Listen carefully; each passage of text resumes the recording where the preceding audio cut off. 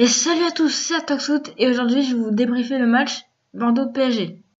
Donc pour l'info, ce match s'est déroulé au Matmut Atlantique, là où s'est déroulée la finale de Champions League, de Coupe de la Ligue, excusez-moi. Donc avant de commencer, je voulais vous prévenir que cette semaine c'est une grosse semaine européenne. Il y a de la Champions League et de la Ligue Europa. Et le truc c'est qu'il y a 4 matchs en 3 jours, donc je vais pouvoir vous débriefer la moitié des matchs seulement parce que j'ai vraiment pas le temps. Faire 4 vidéos en 3 jours, pour moi c'est impossible. Donc les matchs que je vous débrieferai sont Bayern Munich, Real Madrid et Salzbourg, OM, ou l'inverse, je sais plus. Parce que Bayern contre Real, pardon, pour moi c'est le plus grand match de Champions League de cette semaine. Et OM Salzbourg parce que c'est le seul club français qui est en lice en Ligue Europa. Et c'est impressionnant de voir tous les Français derrière ce club. Même moi qui suis pour Paris, je suis derrière ce club, en Ligue Europa bien entendu. Donc voilà pour l'annonce que j'avais à vous faire. Maintenant on va s'attaquer au débrief.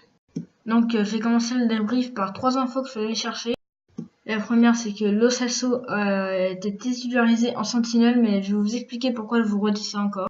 C'est parce que il a été titularisé pour la première fois en sentinelle au Real Madrid. Il n'avait pas été bon, mais en Ligue 1, il a rejoué à ce poste-là plusieurs fois. Et franchement, il a été super fort. Il a marqué des buts et tout.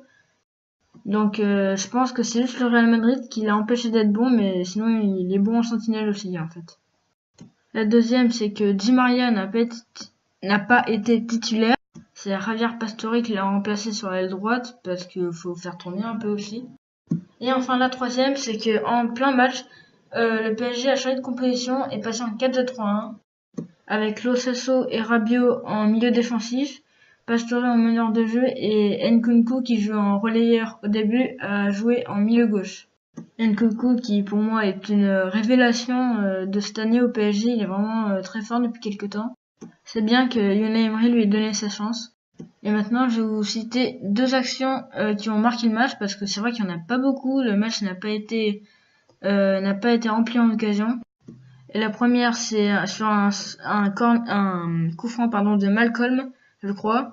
C'est Pablo qui met la tête, il me semble, et énorme arrêt de Alphonse Areola.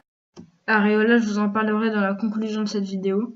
Et la dernière action forte dans ce match, vous la connaissez, je pense, c'est le but de Lo Celso. Demi-volée à l'extérieur de la surface, Benacosti est masqué et ça fait but.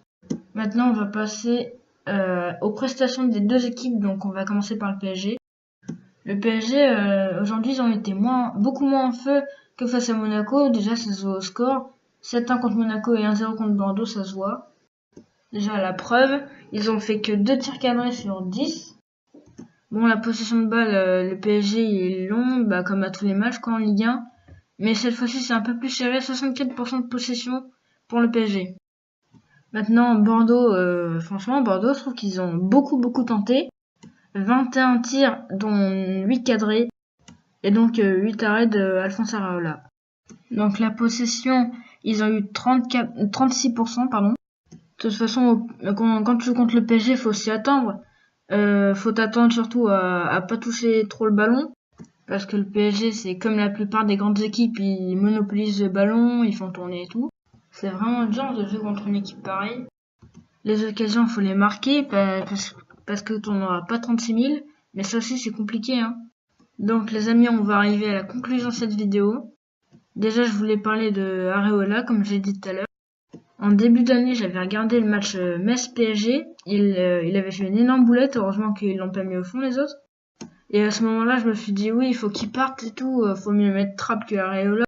Et au fil de la saison, il a montré que c'était un super gardien. En plus, il est jeune, il a tout le temps d'apprendre encore. Et je me suis vraiment trompé sur son compte. Là, je vais vous faire la conclusion du match. Là, je vous ai parlé d'Areola. Maintenant, je vais parler globalement du match. PSG Bordeaux en Ligue 1, c'est un match serré. Mais on voit bien que le PSG a une dimension au-dessus, quoi. Les joueurs, c'est pas les mêmes. Le budget, c'est pas le même. En Ligue 1, cette année, personne ne peut dire que c'est facile de battre le PSG, hein. On a vu ce soir contre Bordeaux. Mais bon, dans ce match, ça a été vraiment serré. Bordeaux, ils ont bien tenu le choc. En plus, Bordeaux avait battu le PSG 3-2 en 2015. Mais là, c'est différent. Là, je viens de me rendre compte que le son n'est pas le même, je sais pas pourquoi. Mais en tout cas, c'est la fin de la vidéo, les amis.